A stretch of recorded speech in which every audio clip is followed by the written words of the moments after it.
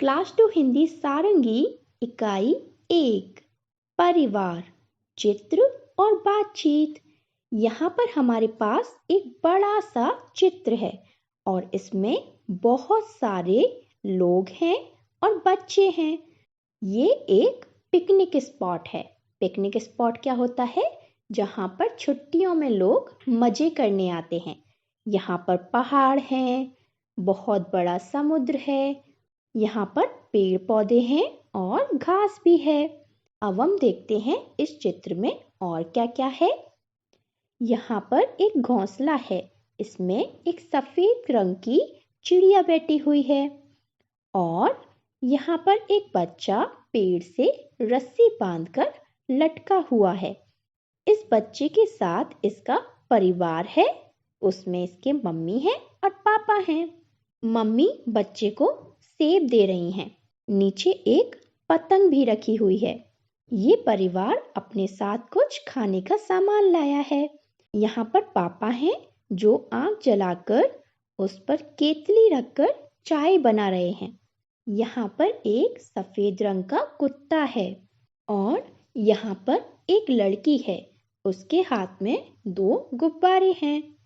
यहाँ पर एक अंकल हैं, वो नाव चलाकर ले जा रहे हैं और इनके साथ एक बच्चा बैठा है, वो मछलियों को देख रहा है। यहाँ पर 3 बच्चे रस्सी कूदने वाला गेम खेल रहे हैं। यहाँ पर एक और परिवार आया है। इस परिवार में एक मम्मी है और एक बेटी है। ये अपने साथ खाने का कुछ सामान लेकर आए हैं। और इस पिक्चर में क्या है? यहाँ पर 2 बच्चे सीसॉ वाला गेम खेल रहे हैं। यहाँ पर क्या हो रहा है? यहाँ पर एक भैया हैं और एक दीदी हैं। भैया गिटार बजा रहे हैं और दीदी गाना गा रही हैं। यहाँ पर क्या हो रहा है? यहाँ पर ये 3 बच्चे छुपन छुपाई का गेम खेल रहे हैं। अब यहाँ पर क्या हो रहा है? यहाँ पर एक बच्ची रो रही है। किस लिए रो रही है? क्योंकि उसकी एक बॉल दूर चली गई है। यहाँ पर एक अंकल है, वो व्हील चेयर पर बैठे हुए हैं। व्हील चेयर क्या होती है? व्हील चेयर का प्रयोग वो लोग करते हैं जिनके पैरों में दिक्कत होती है। यहाँ भी इन अंकल के पैरों में दिक्कत है, इसलिए वो व्हील चेयर पर बैठे हुए हैं। व्हील चेयर पर आपको चलने की जरूरत नहीं होती है। उसके दोनों तरफ टायर लगे होते हैं और उन टायरों को घुमा के हमें जहाँ जाना है हम वहाँ जा सकते हैं। ये एक पेपर पढ़ रहे हैं। यहाँ पर एक बच्चा है और एक साइकिल है। अब आगे बढ़ते हैं। नीमा की दादी। यहाँ पर एक कहानी है। चलो फिर सुने कहानी। नीमा दोपहर में 2 बजे स्कूल से लौटती है। इस समय घर पर सिर्फ दादी होती हैं। वे कहीं नहीं आती जाती हैं। कभी बैठे बैठे सब्जी काट रही होती हैं। उनके घुटनों में दर्द रहता है, इसीलिए कभी वे अपने घुटनों में तेल मल रही होती हैं। उन्हें नीमा का बहुत इंतजार होता है। नीमा रोज खाना खाते खाते स्कूल की बातें सुनाती है। दादी भी उससे खूब बातें करती हैं। शाम को नीमा खेलने जाती है। एक दिन नीमा खेलने के लिए जाने लगी तो दादी बोली, नीमा थोड़ी देर बैठ जा। क्यों? नीमा पलटकर बोली, मेरा समय नहीं कटता। दादी बोली। नीमा रुकी, फिर दौड़कर दादी की चप्पलें ले आई और बोली, दादी आप भी मेरे साथ खेलने चलिए। खेलने में समय बहुत जल्दी कटता है। मैं 5 बजे खेलने जाती हूँ, पर 10 मिनट में ही 6 बज जाते हैं। दादी जोर से हंसी। फिर वे दोनों खेल के मैदान की ओर चल पड़े। ये कहानी शशि सबलोग ने लिखी है। आपको कहानी अच्छी लगी? अब आगे बढ़ते हैं। बातचीत के लिए। नीमा की दादी घर पर क्यों रहती है? नीमा की दादी के पैरों में दर्द रहता है, इसीलिए वो घर पर रहती हैं। मैदान में जाकर दादी ने क्या किया होगा? मैदान में जाकर दादी ने नीमा के साथ खेल खेला होगा। नीमा कहती है मैं 5 बजे खेलने जाती हूँ, पर 10 मिनट में ही 6 बज जाते हैं। क्या आपके साथ भी ऐसा होता है? क्या आपको भी खेल खेलते वक्त समय का एहसास ही नहीं होता कि कितनी जल्दी समय बीत गया? अगर हाँ, तो यहाँ पर आप हाँ लिख सकते हो। हाँ, मेरे साथ भी ऐसा होता है। आप स्कूल से घर जाकर अपना समय कैसे बिताते हैं? अब यहाँ पर आपको लिखना है कि आप स्कूल से घर जाते हैं तो फिर क्या क्या करते हैं। स्कूल से घर जाकर सबसे पहले हम अपने हाथ पैर धोते हैं, है ना? फिर उसके बाद हम खाना खाते हैं और फिर क्या करते हैं? थोड़ी देर मम्मी पापा से बात करते हैं और फिर अपना होमवर्क करते हैं और फिर खेलने जाते हैं। फिर वापस आकर कुछ खाते हैं और फिर रात का खाना खाकर सो जाते हैं। आप इसमें कुछ और जोड़ना चाहते हैं तो आप वो भी लिख सकते हो, जैसे आप टीवी देखते हो, घर में अपने भाई बहन के साथ खेलते हो या फिर कुछ और करते हो तो आप उसे भी इसमें लिख सकते हो। ओके, अब आगे बढ़ते हैं। नीचे दिए गए प्रश्नों के उत्तर लिखिए। इस कहानी में कौन कौन है? इस कहानी में नीमा और उसकी दादी हैं। नीमा स्कूल की बातें अपनी दादी को बताती है। आप स्कूल की बातें किसे बताते हो? यहाँ पर आपको लिखना है आप अपने स्कूल की बातें किसे बताते हो।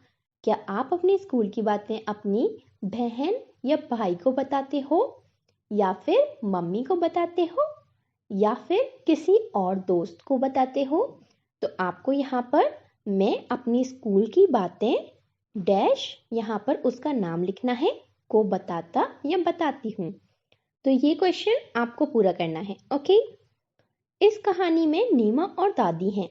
न और द से शुरू होने वाले कुछ शब्दों की सूची बनाइए। अब हमें यहाँ पर कुछ शब्द लिखने हैं और किन अक्षरों से लिखने हैं? न और द। न से शुरू होने वाले कौन से शब्द होते हैं? न दी, नदी, और नमक, नमक, नमकीन, नमकीन, है ना? ये सारे शब्द आपने सुने हैं। अगला शब्द है द। अब द से क्या शुरू होता है? दावत। दावत क्या होती है? आप दावत खाने शादियों में जाते हो ना, उसको कहते हैं दावत। यहाँ हम लिखेंगे दावत। और द से क्या होता है? दाल। दाल होती है ना, यहाँ हम लिखेंगे दाल। और क्या होता है? दलिया। यहाँ हम लिखेंगे दलिया। मम्मा आपको दलिया खाने को देती है ना, इसलिए हम यहाँ लिखेंगे दलिया। अब आगे बढ़ते हैं शब्दों का खेल। नीचे कुछ वर्ण और कुछ मात्राएं दी गई हैं, उन्हें जोड़कर अपने शब्द बनाइए और अपनी कॉपी में लिखिए। अब यहाँ पर हमें कुछ शब्द बनाने हैं, कुछ अक्षरों और मात्राओं को जोड़कर। हम कौन कौन से शब्द बना सकते हैं? ताला।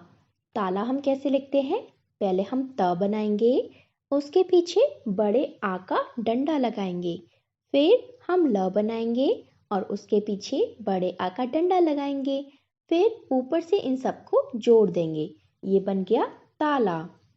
और हम क्या लिख सकते हैं? चना। और चना हम कैसे लिखते हैं? पहले हम च बनाएंगे, फिर हम न बनाएंगे, फिर न के पीछे हम बड़े आ का डंडा लगाएंगे। अब ये बन गया च ना। अगला हम क्या लिख सकते हैं? चरखा। चरखा हम कैसे लिखेंगे? पहले हम च बनाएंगे, फिर र बनाएंगे, फिर ख बनाएंगे और पीछे बड़े आ का डंडा लगा देंगे, फिर इन सबको ऊपर से बांध देंगे। ये बन गया चरखा। और हम क्या लिख सकते हैं? और हम लिख सकते हैं चाबी। चाबी हम कैसे लिखेंगे? पहले हम च बनाएंगे, फिर हम ब बनाएंगे और उसके ऊपर बड़ी ई की मात्रा लगाएंगे, फिर हम इन दोनों को ऊपर से जोड़ देंगे। ये बन गया चाबी। और हम क्या बना सकते हैं? ना च ना। पहले हम ना बनाएंगे, फिर हम बड़े आ का डंडा लगाएंगे, फिर हम च बनाएंगे, फिर हम न बनाएंगे और फिर बड़े आ का डंडा लगाएंगे। अब इन तीनों को ऊपर से जोड़ देंगे। ये बन गया नाचना। अब हम और क्या लिख सकते हैं? बस। पहले हम ब बनाएंगे, फिर हम स बनाएंगे और इन दोनों को ऊपर से जोड़ देंगे। ये बन गया बस। अगला हम क्या लिख सकते हैं? घर। पहले हम घ बनाएंगे, फिर हम र बनाएंगे। इन दोनों को ऊपर से जोड़ देंगे। ये बन गया घर। और हम क्या लिख सकते हैं? इमारत। ये बड़ी सी जो बिल्डिंग है, इसे हिंदी में इमारत कहते हैं। इमारत हम कैसे लिखते हैं? पहले हम छोटी ई बनाएंगे, फिर हम म बनाएंगे, फिर हम बड़ा आ का डंडा लगाएंगे, फिर हम र बनाएंगे, फिर हम त बनाएंगे और फिर ऊपर से इन्हें बांध देंगे। ये बन गया इमारत। आप अगर और भी शब्द बना सकते हो तो आप उन्हें भी लिख सकते हो। अब हम आगे बढ़ते हैं। कुछ अक्षर छूट गए हैं, उन्हें लिखिए। यहाँ पर हमारे पास एक रेलगाड़ी है और रेलगाड़ी के डब्बों में कुछ अक्षर तो लिखे हैं, लेकिन बीच बीच में से डब्बे खाली हैं। अब हमें इन डब्बों को भरना है। और इन डब्बों में क्या लिखा हुआ है? स्वर। जो आवाजें जोड़कर हम शब्द बनाते हैं वो लिखे हुए हैं। तो चलो इन डब्बों में बचे हुए अक्षरों को भरते हैं।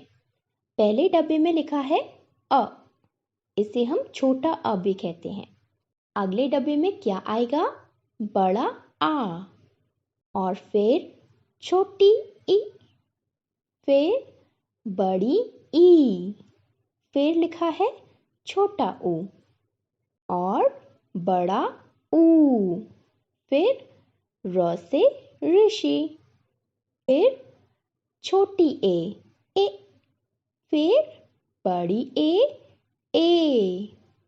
फिर छोटा ओ, फिर बड़ा ओ।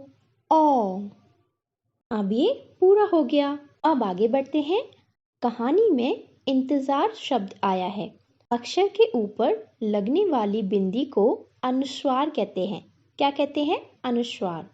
इंतजार में जैसे ही ई के ऊपर बिंदी लगाई, वो क्या बन गया? इंतजार। इन, ऐसी वाली आवाज आई ना? पहले वो ई थी और फिर वो इन हो गई। ऐसे ही कुछ अन्य शब्दों को देखते हैं।